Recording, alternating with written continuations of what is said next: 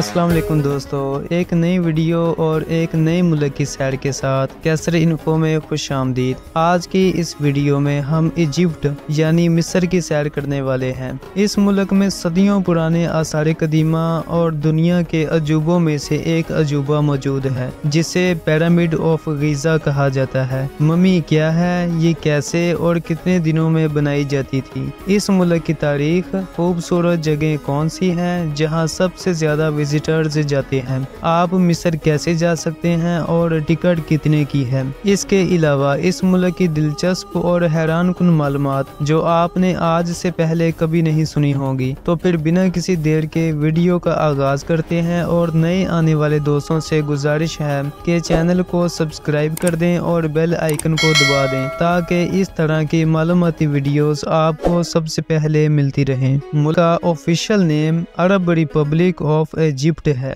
जिसे उर्दू में हम मिस्र कहते हैं। इस मुल्क को झूठे खुदाओं का मुल्क भी कहा जाता है। अब बात करते हैं उन मशहूर जगहों की जहां सबसे ज्यादा लोग सैर करने जाते हैं। मिस्र का दारुल हुकूमत काहिरा विजिटर्स के लिए टॉप प्रायोरिटी होता है। ये बहुत खूबसूरत शहर है। इस शहर में द इजिप्शियन म्यूजियम है जिसमें 1,20,000 के करीब पुराने वक्तों की कीमती और नायाब चीजें रखी गई हैं जिनको देखने के लिए हर साल लाखों लोग जाते हैं। ये म्यूजियम सुबह 9 बजे से शाम 7 बजे तक खुला रहता है। इसमें दाखिल होने के लिए आपको टिकट लेनी पड़ती है जो कि तकरीबन $10 है। 6 साल से छोटे बच्चों का दाखिला फ्री में हो जाता है। टूरिस्ट के लिए सबसे ज्यादा अहमियत पिरामिड्स हैं जिन्हें हम अहराम मिस्र कहते हैं। गीज़ा का अहराम दुनिया के अजाइब में से एक अजूबा है जिसे देखने के लिए हर साल लाखों लोग आते हैं। ये पिरामिड्स फिरौनों के लिए बनाए जाते थे। जब भी कोई फिरौन मरता था तो इनके जिस्म को मम्मी बनाकर इसमें रखा जाता था। सबसे पहले फिरौन के जिस्म के दिल के सिवा तमाम अज़ा निकाल लिए जाते थे, फिर केमिकल लगाकर जिस्म पर पट्टियां बांध दी जाती थी।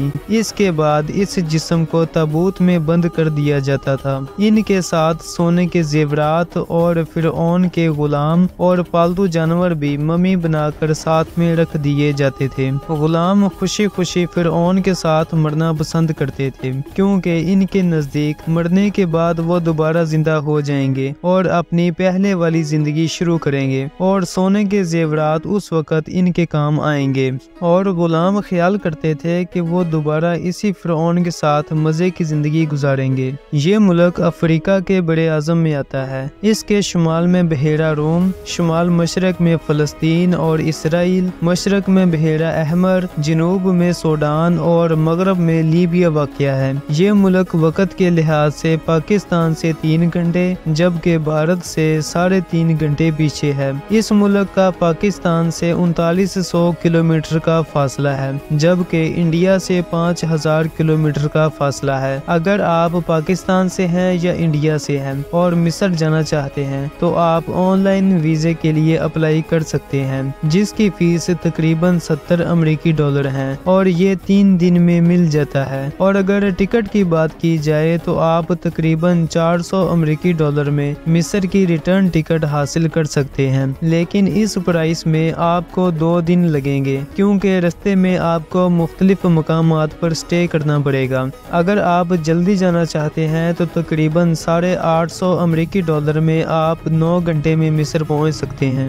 मुल्क की तारीख की बात की जाए तो ये सरजमीन 5000 साल पुरानी है। यहाँ पर फिरौनों की हुकूमत थी। एक बात आपको बताता चलूँ, हमारे यहाँ समझा जाता है कि शायद फिरौन एक ही था जबकि ऐसा नहीं है। पुराने दौर में फिरौन उसको कहा जाता था जो कि मिस्र का बादशाह होता था। जैसे पुराने हिंदुस्तान में बादशाह, चीन में खाकान, रोम में कैसर और ईरान में बादशाह को कसरा कहा जाता था। इसलिए फिरौन एक नहीं था बल्कि मिस्र की तारीख में कई फिरौन आए जिनमें कुछ अच्छे थे और कुछ बहुत बुरे थे। ये फिरौन बड़े ताकतवर होते थे। इनकी सल्तनत बहुत बड़ी थी, यहाँ तक कि उर्दन और शाम के कई इलाके इनके कब्जे में थे। और अपनी सल्तनत को मजीद बढ़ाने के लिए उन्होंने कई और इलाकों पर कब्जा करना शुरू कर दिया। इनमें गरूर और तकब्बर बढ़ता गया यहाँ तक कि इन्होंने खुदाई का दावा कर दिया। तो फिर अल्लाह ताला ने इन पर اپنے انبیاء اکرام کو مبعوث فرمایا، جن میں حضرت یوسف علیہ السلام اور حضرت موسیٰ علیہ السلام بھی شامل ہیں۔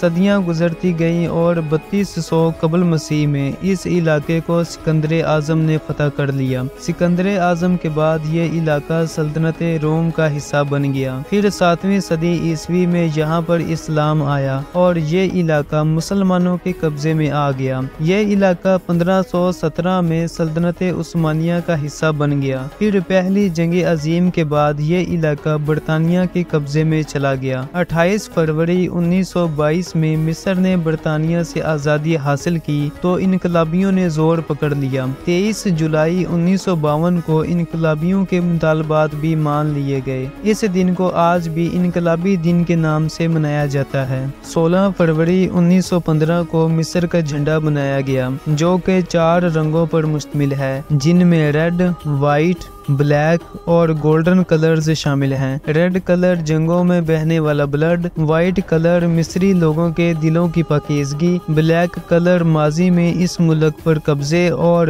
گولڈن کلر کا عقاب اس ملک کی آزادی کو ظاہر کرتا ہے۔ اس ملک کا کالنگ کوڈ +20 ہے۔ ملک کی کرنسی پاؤنڈ ہے، جسے ایجپشین پاؤنڈ کہا جاتا ہے، اور اردو میں ہم مصری پاؤنڈ کہتے ہیں، جو کہ دنیا کی 16ویں بڑی کرنسی ہے۔ ایک مصری پاؤنڈ 9 پاکستانی روپے، 2.70 انڈین روپے، جبکہ ایک امریکی ڈالر 30 مصری پاؤنڈ کے برابر ہے۔ ملک کا لٹریسی ریٹ 83% ہے۔ مصر کی سالانہ GDP 1.398 ٹریلین امریکی ڈالر ہے، اور سالانہ GDP کے لحاظ سے یہ ملک دنیا میں 38ویں نمبر پر ہے۔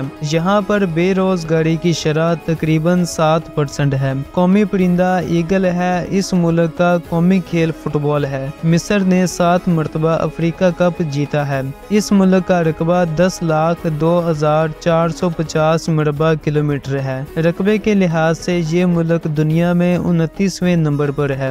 اس ملک کی آبادی 11,16,00,000 سے زائد افراد پر مشتمل ہے، اور آبادی کے لحاظ سے یہ ملک دنیا میں 14ویں نمبر پر ہے۔ اس وقت ملک میں ماہانہ تنخواہ تقریباً 80 امریکی ڈالر سے لے کر 1300 امریکی ڈالر تک ہے۔ اس ملک کو 27 انتظامی علاقوں میں تقسیم کیا گیا ہے۔ ملک کا دارالحکومت کیرو ہے، جسے اردو میں قاہرہ کہا جاتا ہے، اور یہ ملک کا سب سے بڑا شہر ہے۔ اس کی آبادی 2,21,83,000 افراد پر مشتمل ہے۔ ملک کی سرکاری زبان عربی ہے۔ مصر ایک اسلامی ملک ہے۔ اس میں 90% مسلمان، جبکہ باقی 10% عیسائی اور دوسرے مذاہب کے لوگ رہتے ہیں۔ اس ملک کا زیادہ تر حصہ صحرا پر مشتمل ہے۔ دریائے نیل اسی ملک میں واقع ہے، جس کی لمبائی 6,650 کلومیٹر ہے۔ مصر کے پاس 1000 دن کے لیے پانی سٹوریج کی کیپیسٹی ہے۔